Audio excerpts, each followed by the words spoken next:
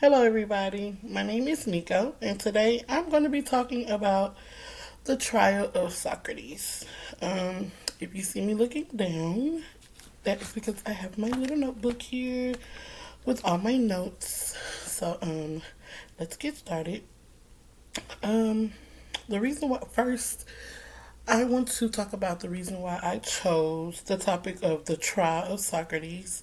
When I first went through the list, I did notice there were some other ones that I thought would be interesting to learn about, but I've always learned about Socrates, like as him being like one of the most famous philosophers, but I never just dug in too deeply, willingly, like looking into him and his life and what he worked, for and towards. So now that when I saw that topic, I was like, okay, this is my chance to do that. So this is why I chose that topic. First, we're going to talk about a little bit about who Socrates was. Um, he was a man, also a Greek philosopher, that loved anything and everything about philosophy. He was born to a family. I guess you can say that they weren't poor, but they weren't well off. His mom was a midwife, and his dad was a sculptor. He was also married. He had, of course, a wife and three sons. Um,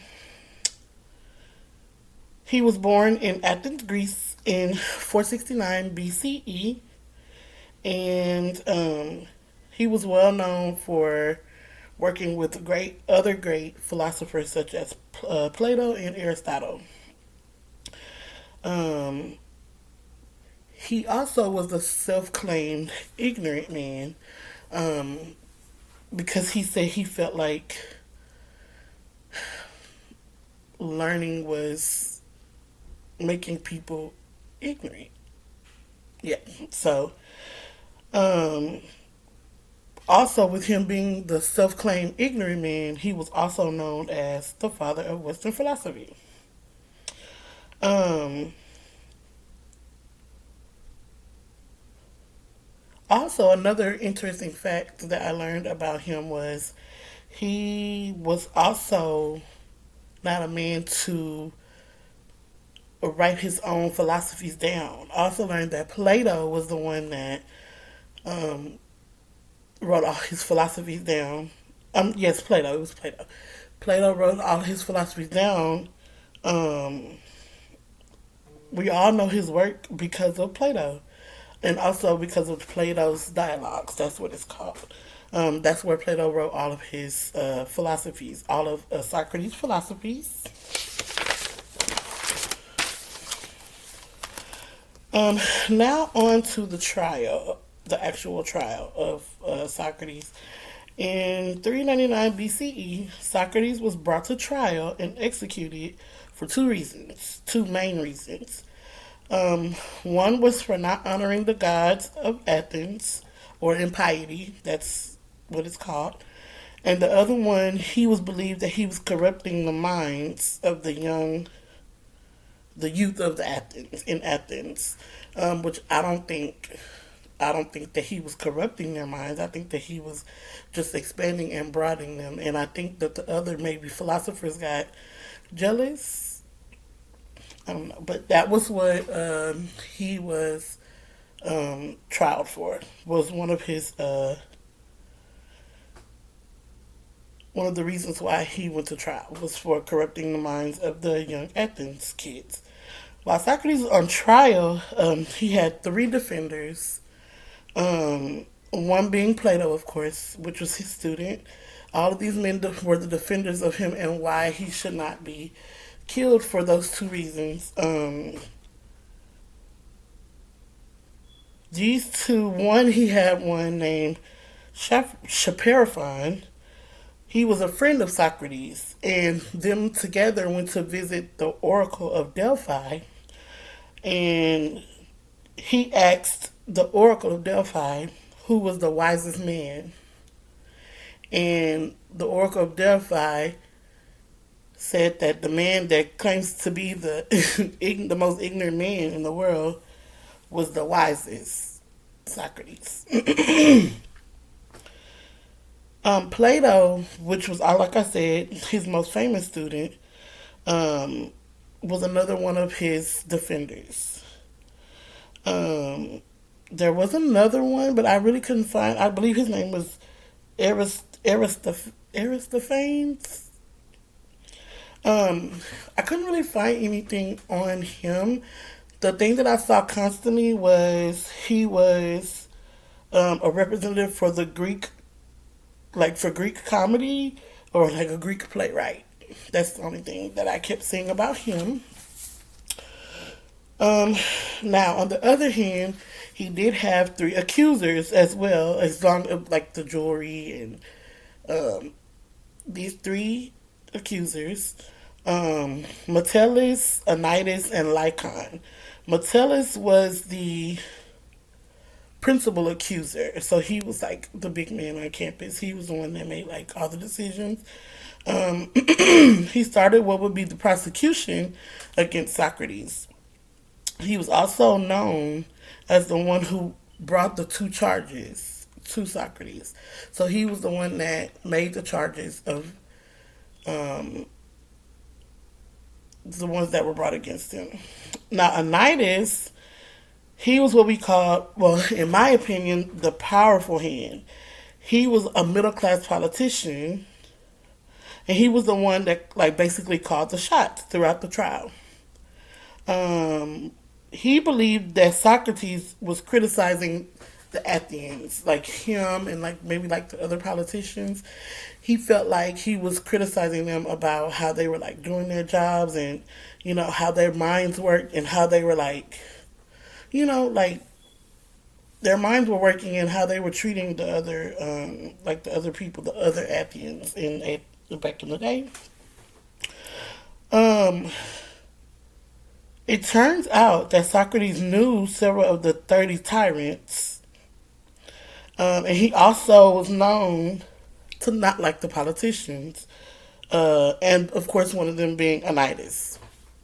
Now, another fun fact that I did find out while doing my research was that Socrates had a relationship with Anytus's son.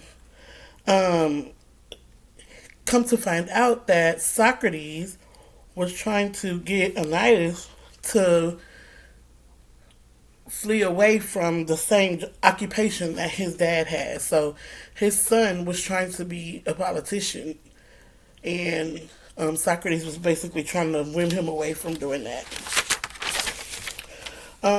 Lycon was the third accuser. Um, Again, which we don't know much about him.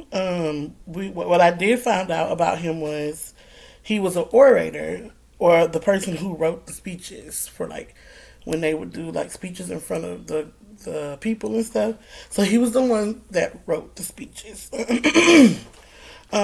While Socrates was on trial, the courts ended up offering. Now, when I read this made me go, wow, okay, like, yeah, like he was who he said he was. Socrates was on trial. The courts ended up offering him different choices of punishments. But the twist for him picking the punishment that he wanted was whatever punishment he accepted, he had to accept the consequences.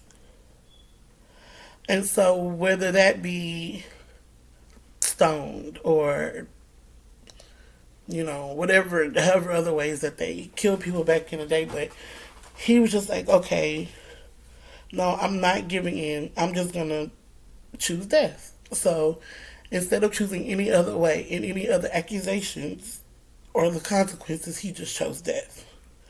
Um,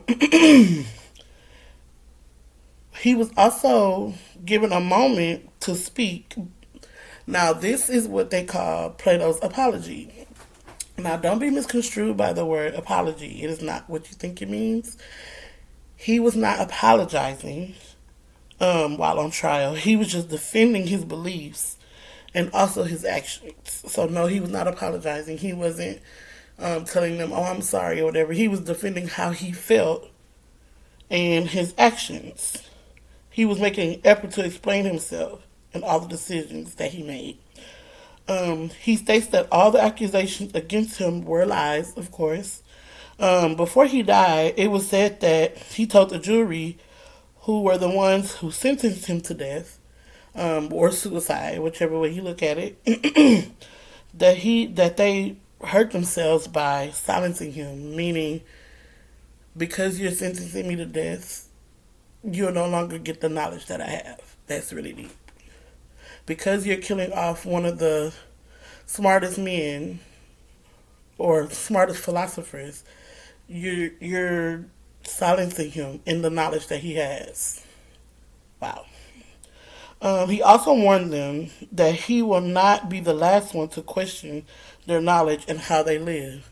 So even though you're silencing me by killing me, you're still gonna have people to question your lifestyle and how you live. That's when I read that, I was like, wow, yeah, that's really deep. So, unfortunately, towards the end of the trial, at the very wise age of 70 years old, Socrates was sentenced to death by the jury, whose vote was 280 to 220, in which he was found guilty. After being found guilty, he was taken to a jail cell where the death would take place. Socrates would then die by drinking poisoned hemlock, and which caused him to be slowly paralyzed and then to eventually die. His last words were, "Credo, we owe a cock to Lapius."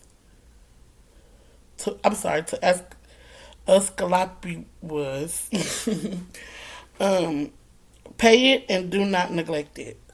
So basically, he did not want to die owing anybody or having any debt. So, with that being said, all of this I learned, I did not know. I am truly grateful for this class that I'm taking. It has broadened my horizons about philosophy. So yeah, that is everything that I learned about Socrates. I hope you enjoyed this video. And yeah, thank you for watching.